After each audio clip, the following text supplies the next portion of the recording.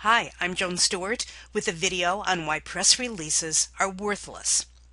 When it comes time to plan a publicity campaign, many people immediately think of writing a press release. The problem is that that's often where they put most of their efforts, and most times press releases just don't work. People complain to me all the time about their frustrations with press releases, and this is what they say. My press releases aren't getting any attention.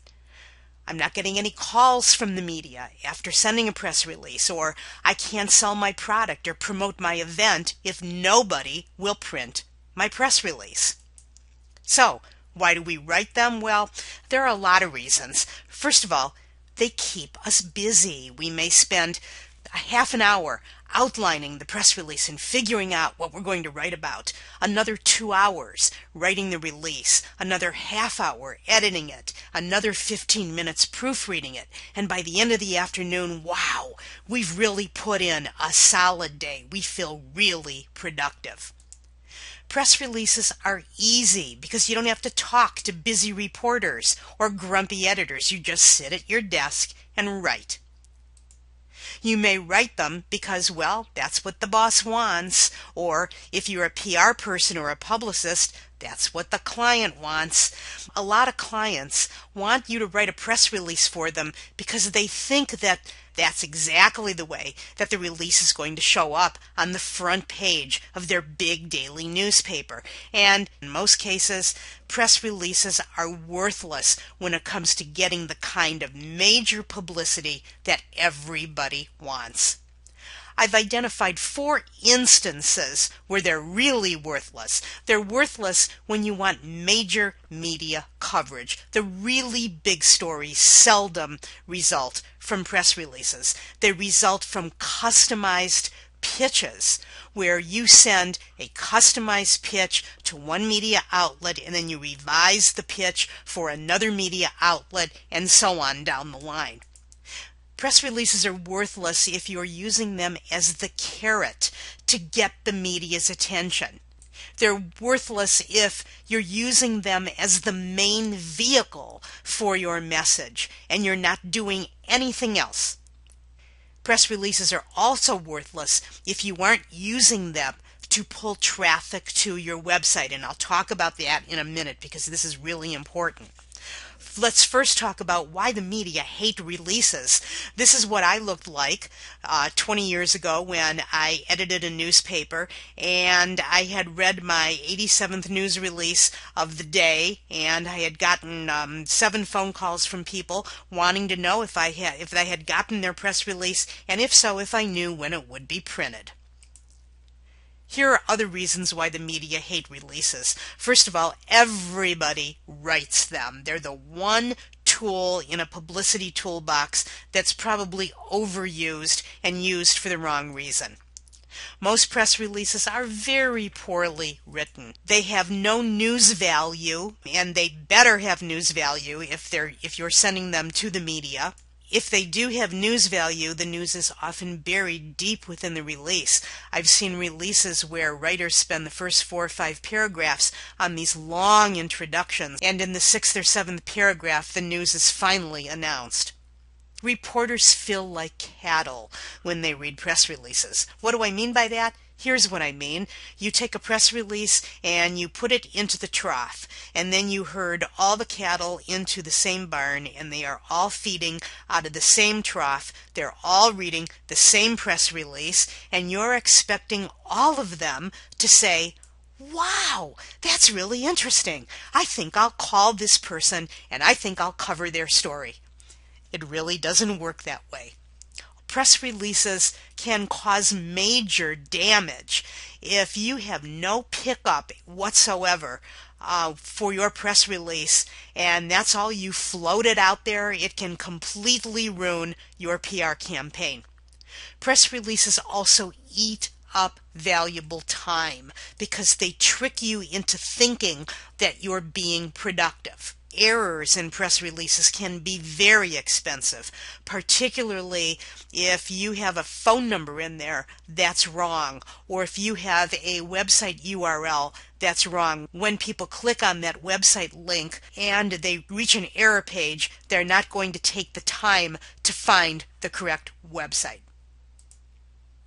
Let's talk about 3 reasons when you can use press releases effectively. The first and the most important reason is to reach consumers directly and pull traffic. You can bypass the media and reach consumers directly with your message. You can get results even if no media whatsoever pick up your press release. That's because the press release will include important keywords, the same keywords that people are typing into the search engines when they're searching for solutions to problems or when they're searching for specific kinds of products and services. Effective press releases will also include a very strong call to action. Call this phone number to order tickets, or go to this website to download an ebook, or click on this link to visit our online catalog. You can also write press releases that do not have to necessarily be newsy when you're reaching consumers directly. You can, for example, write a press release that offers 5 or 6 tips on how to solve a particular problem.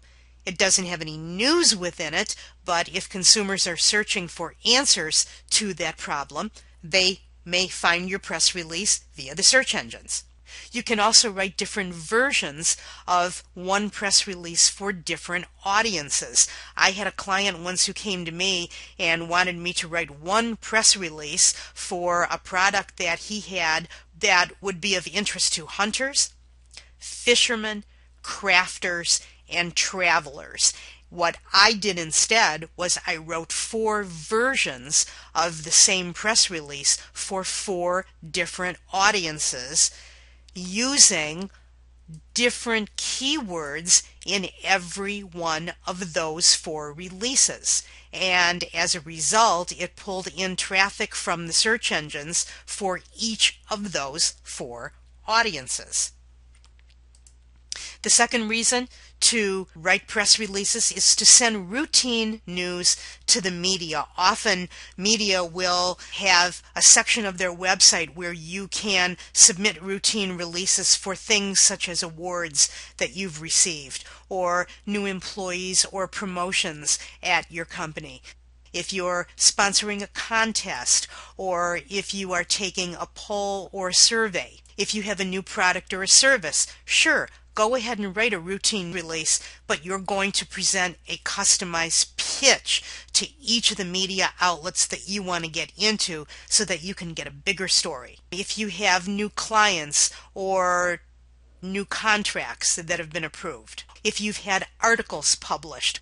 The third reason to write a press release is so that you can use it as collateral information for journalists. When you present a customized pitch to a media outlet, the journalist might come back and say to you, "Can you send me a release?" And if so, you need to have one in your back pocket that you can send immediately.